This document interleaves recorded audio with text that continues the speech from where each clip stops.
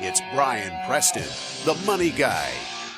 And number 2 is inflation. I feel like if we could do like post-edit on this, we should have like the sound effects, like the dun-dun-dun. Yeah, I mean, it's definitely a theme. I feel like this is something that everyone's talking about right now. If you turn on any sort of like financial commentary, you read any sort of blog, article, whatever, inflation seems to be a hot button, hot topic item right now. So a lot of folks are probably trying to figure out, okay, what does that mean? Is inflation something I should be worried about? How should I think about it?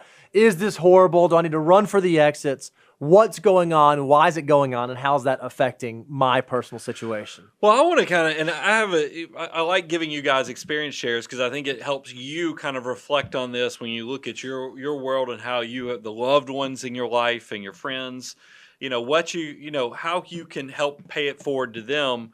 And I think about the fact of like we know wealth is created in retirement plans. And it's one of those things where if you look at the Ramsey Solutions research, typical millionaire reaches 7-figure status in their employer-provided retirement plan.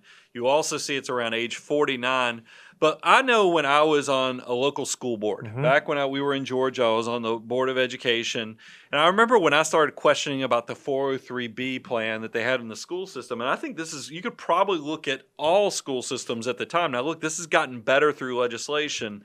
But they shared with me that most people were just choosing the stable value funds in their retirement accounts. And so I had this visual. For those who don't know, a stable value fund is like a sort of a cash, fixed income, very low risk, low return type investment holding. And that bothered me because it meant that when they came in to do the education meetings and they were encouraging these people, I felt like it was very self-serving to the person that was pitching these things because in their words, I'm trying to remember who told me this, if it was somebody from the administration side or from the annuity company, but they said, look, when they're in the stable value funds, when the market's volatile, they don't call you. Nobody's ever scared during market downturns. They actually feel very excited. Well, we know that's less than a quarter of the time the market gets beat up. But what I worry about, and it's exactly what we want to cover in this section, they get eaten alive when you hit inflationary periods. Because anybody whose idea, and I also resemble this in the household I grew up in,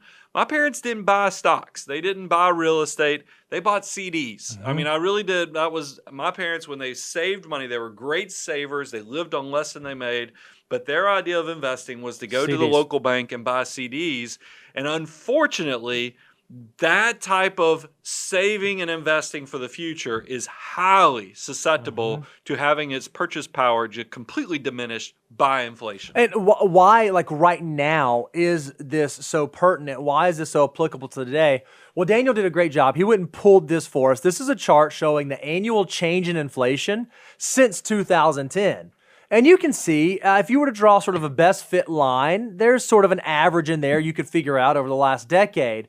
But if you look at what's happened recently, coming out of the COVID downturn and into 2021, inflation has popped. It has been big relative to where it's been over the last decade. If the Federal Reserve is telling us we have 5.5% inflation, you know that number is substantially higher than that. This is just what they're willing. It's kind of like when you see a quarterback in college that says they're 6'2". They're probably they're about 5'11". So pay attention. If this is what the government's showing, and you know it by when you go look at gas pump prices, cost of food, cost of supplies, it's substantially higher than 5.5%. So it's definitely on the rise, and it's something to be very mindful of. Now, so the immediate question that you might ask is, inflation. Is inflation always bad? Is it something I should always be nervous about? Is it something I should be concerned about? And that's not necessarily always a bad thing. Oftentimes inflation can mean that there's really strong consumer demand, but supply is struggling to keep up. And a lot of talking heads right now are suggesting that that's the type of inflation that we're seeing because we had these supply chain issues that happened through COVID. There was a lot of pent-up demand, and now that demand is surfacing, supply is having a hard time keeping up, and it's what's causing prices to rise, what's causing inflation to ramp up. That may not necessarily in and of itself be completely a bad thing. Somebody had posted a comment, this is probably a week or so ago, saying, Brian, what you described was transitional inflation. And I'm like, no, because here, let me explain. When you hear the government say this is going to transition through the economy, in my mind, when I hear transition through, that means, okay, prices are going to go up 5 to 7% temporarily because this is transitional, but they'll come back down. That's not what happens. What I see and what I worry about is that you see inflation come on the scene, prices go up 7-10%. Yes, maybe it moderates to where next year they only go up 3 or 4%, but the prices don't come back down typically. I mean, and once again, experience share. My grandmother bought a car in the mid 70s. It was an Oldsmobile for like $2,600. like a new car, like a nice brand car. new Oldsmobile. It was like, just a few $1,000s. Fast forward when my parents bought a car in the early 80s, and it was like $12,000. I mean, this stuff happens. And by the way, y'all now hear $12,000. You're like, that's a cheap car. I'll buy it tomorrow. So, I mean, that's the thing. It doesn't go back. And that's the thing that we all need to be mindful of when we talk about inflation. Bo puts a nice optimistic, and I love it because that's glass half full. I get nervous about what this inflation means for everyone. Bo knows where I'm going, so I won't take us aside on a sidebar. No, we can go there. So let's talk about that a little bit, right? So inflation, I am going to stand on the side of the equation that inflation is not always bad and always negative. However, it can be bad and it can be negative. So if the premise that I'm putting out is true, then it stands to reason that during an inflationary time, there are people who would benefit or it would help or would be protected against inflation, and there are folks on the other side of the equation that would be harmed, that would not receive benefit, that would not be helped. So we thought it might be valuable to kind of walk through those two types of people. So who are the folks that inflation helps, or who are the folks that can, dare I say, benefit from inflation, or at least keep up with inflation so that they're not harmed by inflation? Keep up with inflation. Keep All right, going. I'll switch my vocabulary. Number one are asset owners. Folks who own assets in an inflationary time tend to be protected against inflationary pressures. And this makes sense, right? I'm going to use a very easy asset that most of us are familiar with, a stock. If you go buy a stock in a company, let's say Coca-Cola, that makes you an owner of Coca-Cola. Well, if because of inflationary pressures, Coca-Cola has to increase the price that they charge for their Coca-Cola, the benefactor of that increase in price is the owner of the company, which you as a stockholder are. So if you own a bucket of diversified companies, a basket of diversified goods, or hard assets, it's likely that you'll be able to mitigate some of the negative impacts that inflation come with.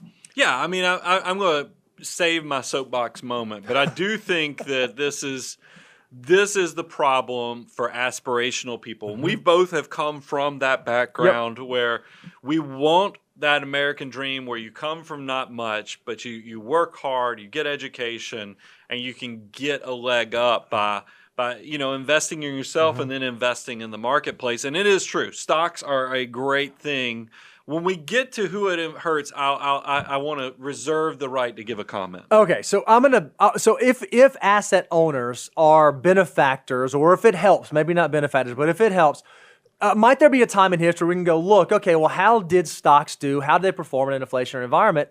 And so we just went and pulled the late 70s, early 80s. If you look in the year 1979, inflation was measured at about 11.35%. The S&P 500 largest companies in the United States, made about 19%, a little over 18.5%. 1980, inflation rose. It was up 13.5%. Market made about 33%.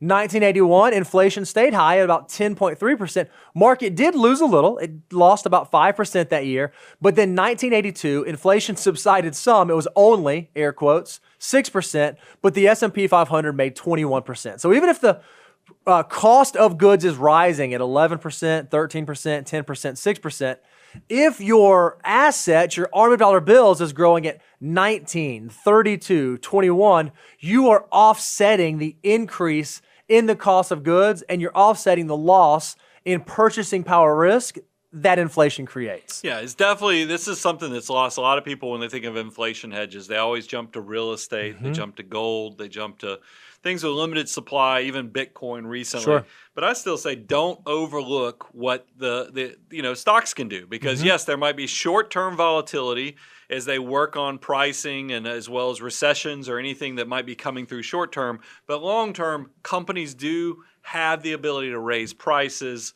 and adjust to inflationary concerns. So asset owners are one group of folks who can mitigate the risks of inflation. Another group of folks, interesting word that we came up with to help offset, are debt folks. Generally speaking, folks who have debt do well in an inflationary time because as inflation happens, paying off a debt from the past becomes easier and easier to do. And we don't just see this with like individuals. This also happens often with like sovereigns, with government entities, those that house a lot of debt. When we enter into an inflationary time, it's easier to pay back that debt when inflation is taking place. When I graduated college, my portion of the rent in our 3-bedroom apartment in Atlanta with my roommates was $430 a month. I never forget that my parents' mortgage payment on their entire house was, because they were still having a mortgage payment, was $300 or $400, which was less than your portion of rent. It's because they bought the house in 1978 for $60,000. The mortgage on that's pretty cheap. Yep, It's not like exactly they right. refinanced. It's just that that's what inflation does. It essentially makes your debt seem much more reasonable, and that's a great segue into sovereigns. That's why does Washington not freak out about inflation? Is they're looking at our deficit, they're looking at all the debt our country has, and they're like, hey, how you make $30 trillion seem affordable? You make it feel like 15. I mean, by raising what everything costs, and that is unhealthy. And that's a great segue into who does inflation hurt.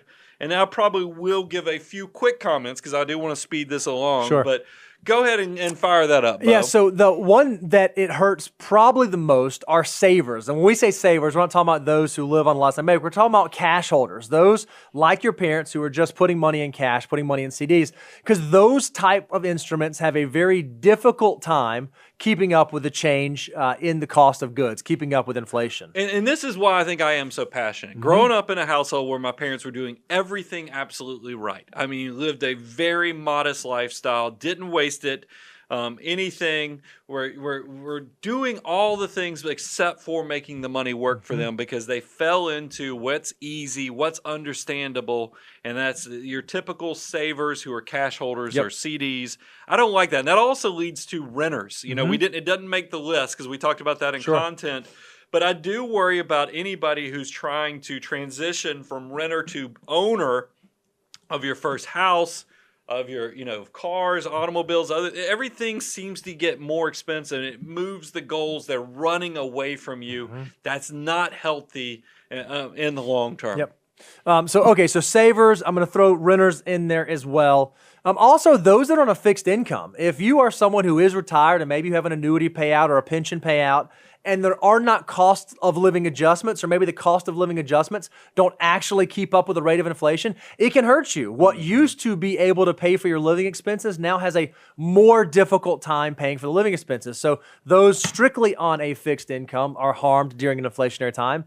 And also those that are risk averse, because what most often happens is when you are risk averse, you come much lower on the risk spectrum when it comes to how you invest your assets. Well, if you're much lower on the risk spectrum, we know that a higher risk generally leads to a higher reward. Lower risk generally leads to lower reward or lower rate of return. If you are achieving lower rates of return, it's hard to keep up with higher inflation risk. Somebody can probably post, if you've seen the screenshot that I've seen on social media, of what it takes from an asset allocation mix to create 6 to 7% annual returns by decades. And guys, it's scary. I mean, because in the past, it wasn't too long ago, you could have almost 90% bond portfolio and generate that 6 to 7% conservative portfolio. Now it's flipped. I think you have to have pretty much 90% equities to get yourself to the rate of return of that 6 to 7%. That's scary. We're pushing people further and further out on the risk spectrum to cover for their retirement and their cash flow needs. That's not a good thing. And here's the last one that we kind of put on here. And this one is those who are prepaying low interest debt. And again, this is kind of tied into the risk averse piece. If you're satisfying low interest debt and retiring debt that's at 2, 2.5, 3, instead of having those dollars go out there and create a meaningful rate of return that can keep up with the rate of inflation, you could potentially be harming your future self's purchasing power. That's why we have the financial order of operations. That's why we created the FOO, so that you can make sure you're taking the right steps at the right time in the right order so that you don't run into these types of problems. Yeah, the big thing, we break it into two camps. Are you under 45? Are you over 45? And the reason is compounding growth. Under 45, do not prepay the low interest debt. I mean, we already have shown you on these slides that inflation causes your debt to get smaller just by the sheer fact that inflation is occurring in the background. If you're in that under 45, you need the compounding growth to get you through a successful retirement. Post 45, assuming you've done all the right things, it's okay to prepay the debt because now you're thinking about the wealth preservation more than the aspirational building wealth in the background. So pay attention to that difference.